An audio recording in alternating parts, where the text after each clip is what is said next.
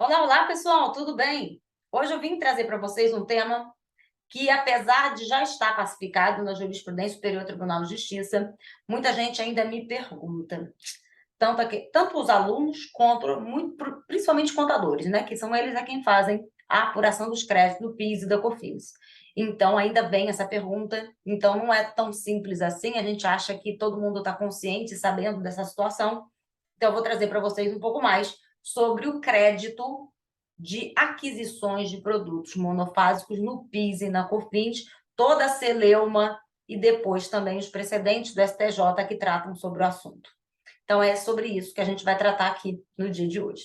Se você é novo no canal, aproveite, se gostou já desse tema, clica aí na inscrição, ativa o sininho para novas notificações e deixe também o seu comentário de uma eventual dúvida que você tenha ou mesmo de alguma sugestão de tema. Se você não me conhece, eu sou a professora Renata Belin, professora dos cursos de pós-graduação da Fundação Getúlio Vargas, da PUC, da USP, do IBMEC, entre uma série de outras universidades, autora de livros e artigos científicos, palestrante, doutora em Finanças e Tributação pela UERJ, advogada há mais de 20 anos na seara administrativa e contenciosa tributária e hoje conselheira do CARF, ocupando uma das vagas de conselheira dos contribuintes no Conselho Administrativo de Recursos Fiscais.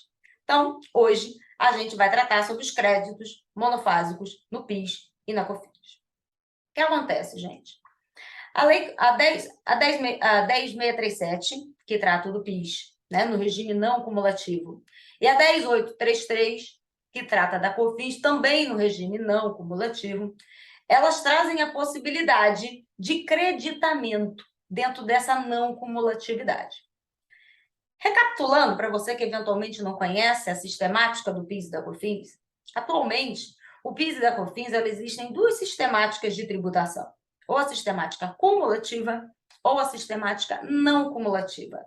Então, aquelas empresas que optam pelo lucro real, elas são obrigadas a tributar na sistemática cumulativa, ao passo que aquelas que optam pelo regime do lucro real têm que tributar pelo sistema não cumulativo.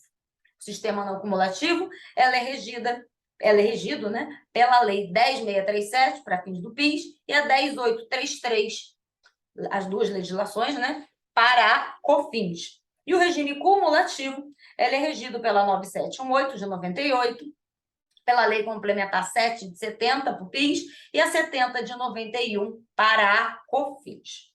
No regime cumulativo, você tem como base de cálculo o faturamento da empresa, que a gente já até falou aqui em outro vídeo o que seria esse faturamento, ou pelo menos tentar entender como ele funciona. Se você não viu, vai lá e escuta lá o conceito de faturamento para fins do PIS e da COFINS. Então, sabendo que a base de cálculo é o meu faturamento, sobre ela vai incidir a alíquota total de 3,65, que é a alíquota total sobre a qual vai incidir o PIS e a COFINS.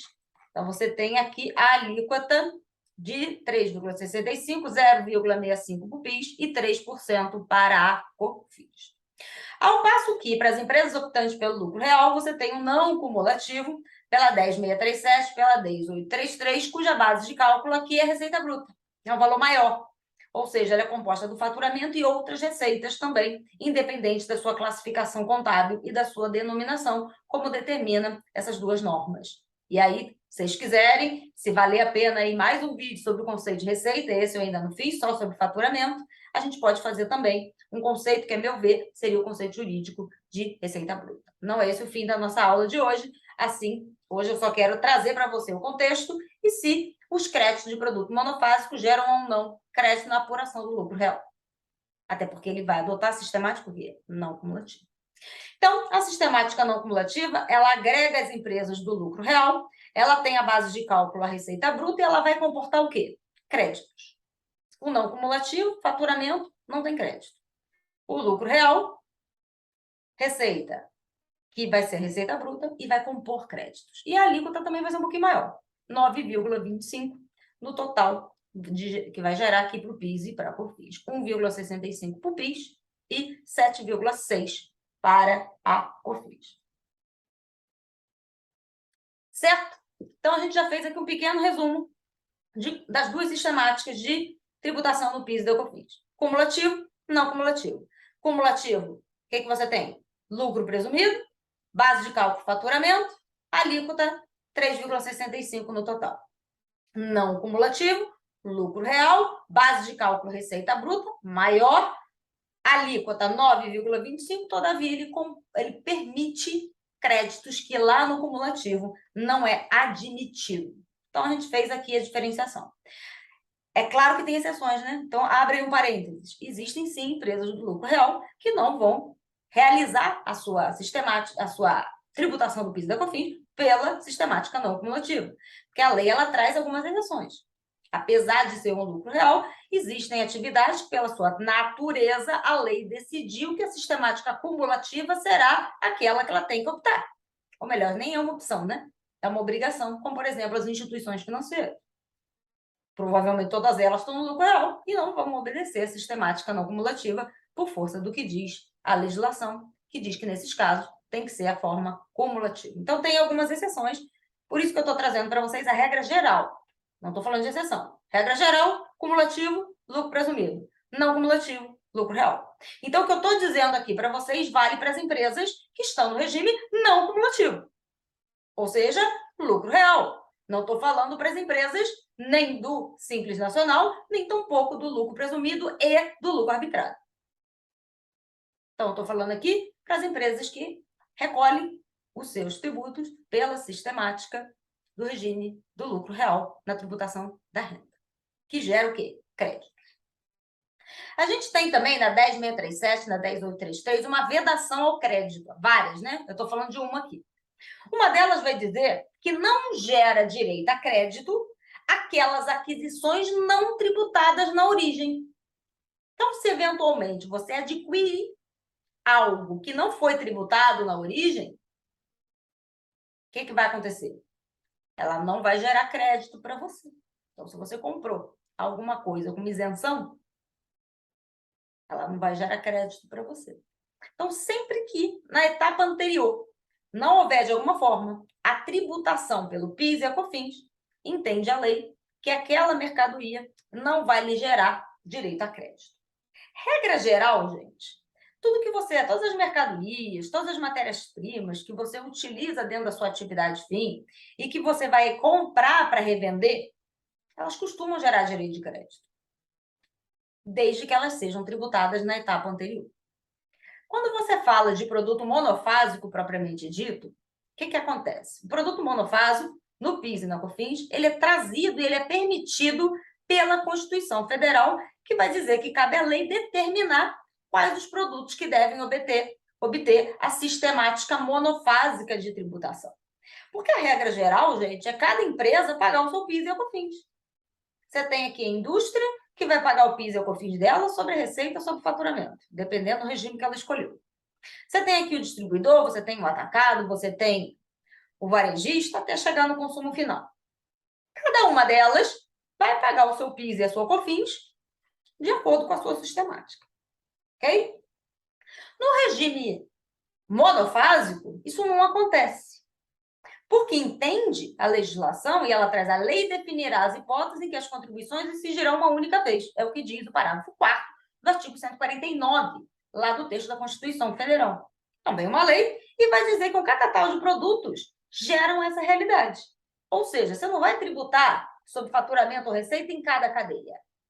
Você vai tributar uma única vez na indústria ou, às vezes, no importador. Então, ou o importador ou o industrial vão recolher o PIS e a COFINS pela cadeia inteira.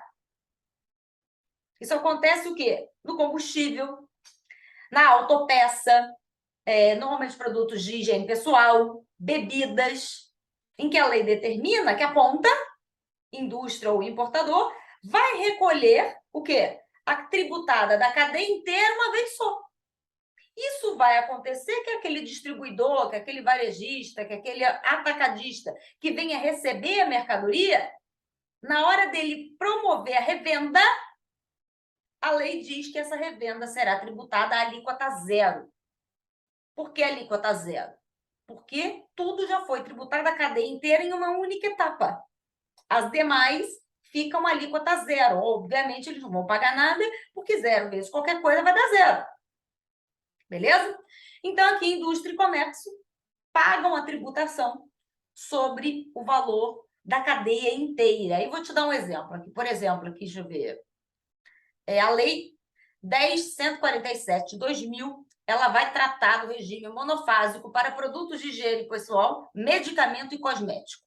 E ela vai dizer que a alíquota global, no caso PIS e COFINS, que o industrial vai ter que recolher, o industrial ou o importador seriam os responsáveis pelo recolhimento desse PIS e da COFINS que incidirá sobre a cadeia toda, uma única vez, no percentual de 12,5%, sendo 2,2% de PIS e 10,30% para a COFINS. Então, isso quer dizer que o industrial ou o importador vai pagar 12,50% por toda a cadeia produtiva.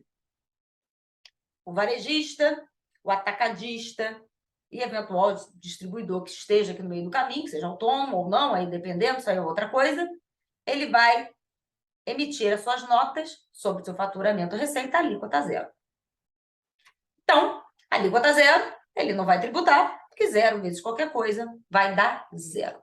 Tranquilo? Aí, vamos imaginar que a indústria que pagou os 12,50, ela vende para o atacado e o atacado vende para o varejo. Certo? Eu que estou aqui, posso me apropriar desse crédito? Das mercadorias adquiridas para revenda? Que é o inciso 1º do artigo 3º da Lei 10.637 e 10.833. Que ela vai dizer que gera direito de créditos as mercadorias adquiridas para revenda. E aí? Vamos lá, deixa eu ver se eu acho aqui o artigo fácil aqui para a gente ler. Eu acho que, deixa eu ver aqui, peraí. O inciso 1º vai dizer aquisições de mercadorias e serviços adquiridos de pessoas jurídicas. Isso é importante também, né? Porque se for adquirido de pessoa física, também não vai gerar direito de crédito. Não é disso que eu estou falando, mas já sabe.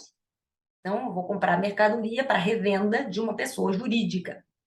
E ele vai me gerar direito de crédito de acordo com o que diz esse artigo 3º. Mas ele só vai me gerar direito de crédito se essa aquisição, na origem, for tributada. E quando você adquiriu essa mercadoria para revenda, essa bebida, o atacado que te vendeu, ele vendeu com alíquota zero, então ele não pagou.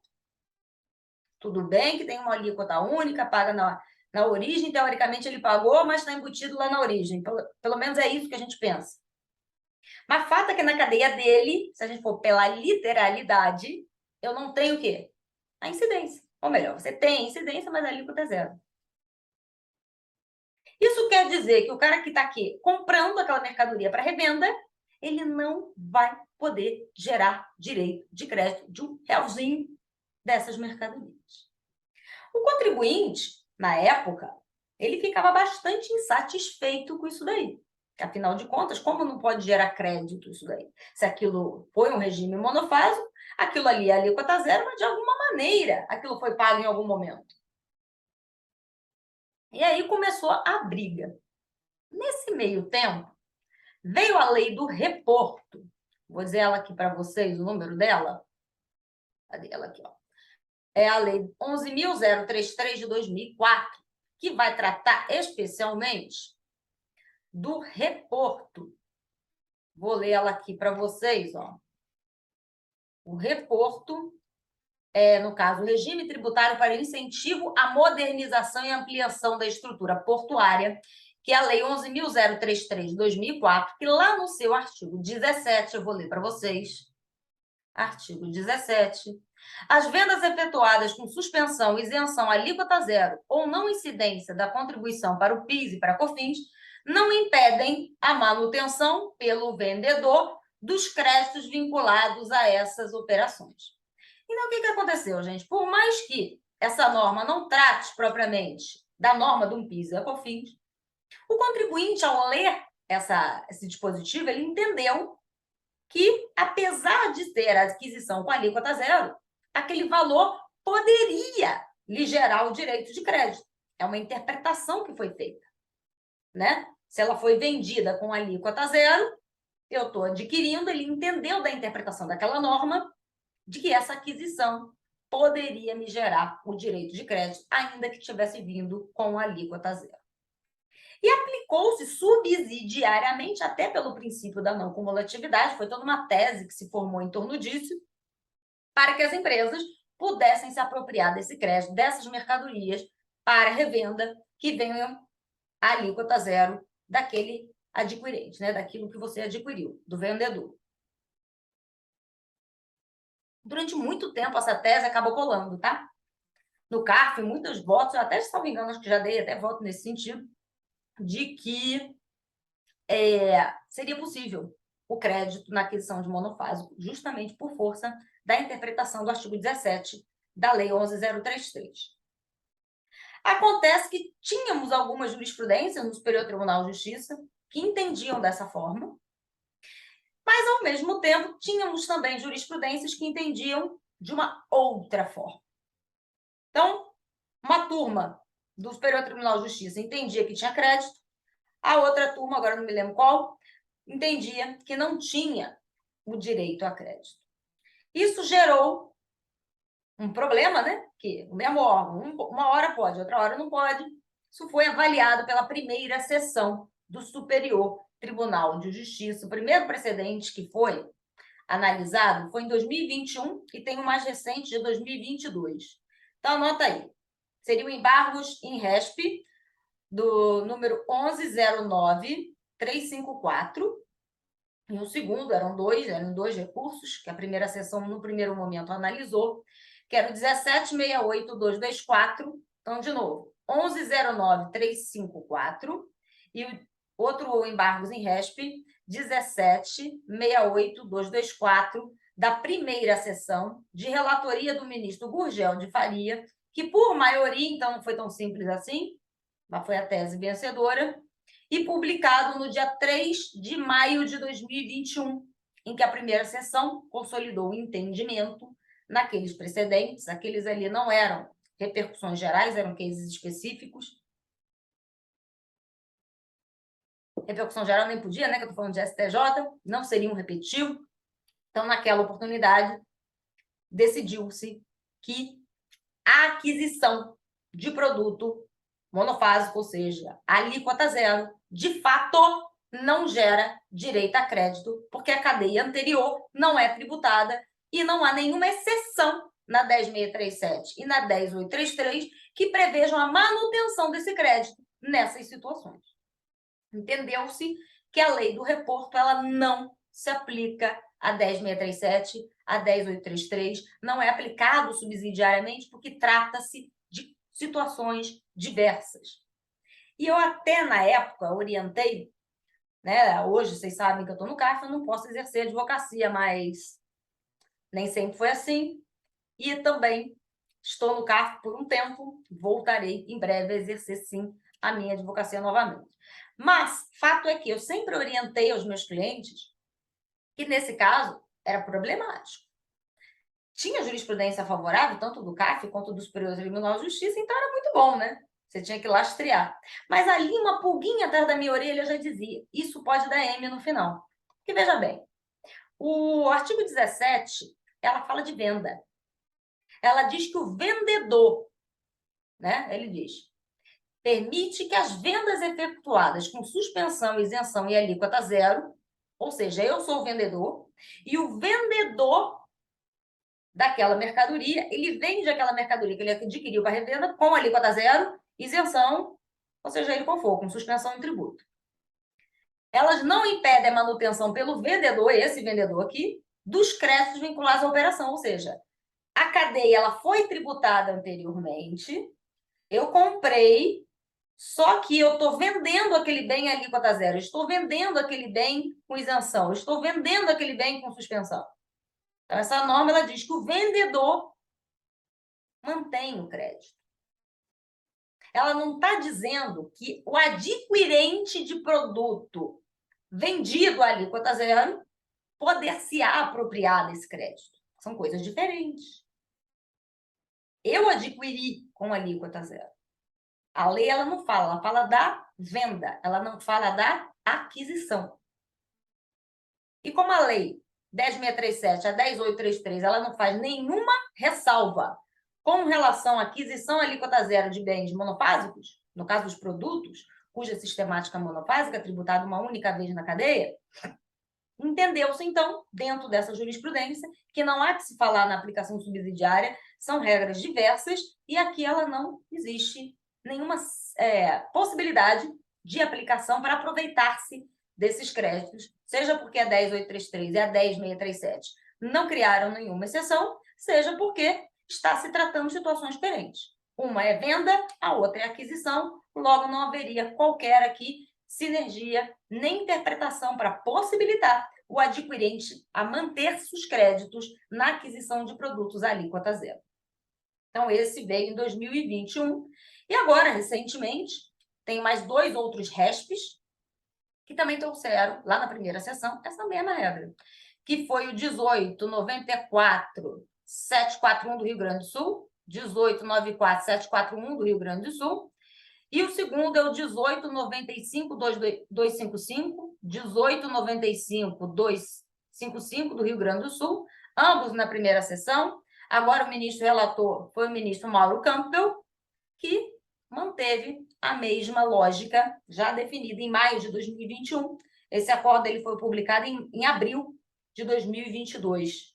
Não, mentira, ele foi julgado em abril de 2022 e foi publicado no dia 5 de maio de 2022, então bem recente, em que a jurisprudência, mais uma vez, e isso aí provavelmente não vai mudar, que a aquisição de produtos à alíquota zero, ou seja, derivado de uma monofasia, já que aqui é tributado tudo e as demais vendas serão tributadas à alíquota zero, caso você venha adquirir aquele bem para revenda, você não poderá se apropriar dos créditos da aquisição de mercadorias para revenda quando a aquisição daquela mercadoria à alíquota zero não foi tributada efetivamente na cadeia anterior. Logo, por força da vedação legal da 10.833 e da 10.637, não há que se falar, portanto, na sua tributação, justamente, na sua aquisição do crédito, justamente porque na etapa anterior não houve tributação. Não havendo que se falar aqui em qualquer outra exceção que permita essa possibilidade. Então, fica aqui esses esclarecimentos para vocês. Hoje não é possível, né, o crédito de produto monofásico, não é possível, justamente porque não foi tributado na cadeia anterior, e é esse o posicionamento do Superior Tribunal de Justiça sobre esse ponto. Então, se o seu cliente está te perguntando se a tua contabilidade está nesse sentido, você não vai poder gerar crédito nessas aquisições. Infelizmente, eu acreditava um pouco na tese. Com o tempo, depois analisando com um pouco mais de frieza, eu perdi um pouco a sensação de que aquela tese era aplicável. E, no final das contas, tinha o voto da ministra Regina Helena, que estava muito bom também nesse sentido, que respaldava a possibilidade de um eventual crédito nesse sentido, mas depois, na primeira sessão, entendeu de forma diferente e hoje o contribuinte não tem mais esse direito ao crédito. Como não se falou em modulação, isso aqui não é repetitivo, então talvez aí vocês tenham algum problema de cobrança nos 5 anos para trás daqueles que se apropriavam daqueles valores. Então, vocês têm que ficar atentos, caso amanhã depois venha a sofrer autuação, você não vai ter muito o que fazer, porque o valor é devido, de acordo com o STJ. Então, aí é buscar uma transação, é buscar um parcelamento, ou mesmo pagamento com desconto, se o seu cliente tiver saúde financeira para isso. Então, não tem muito o que fazer nesse ponto. Certo? Então, são essas as considerações que eu queria fazer com vocês no dia de hoje, mostrando aqui pela impossibilidade do aproveitamento dos créditos de mercadorias adquiridas para revenda, no caso aqui, que tenham sido adquiridas com alíquota zero em decorrência da sistemática monofásica das contribuições ao PIS e à COFINS. É isso, galerinha. Até o próximo vídeo.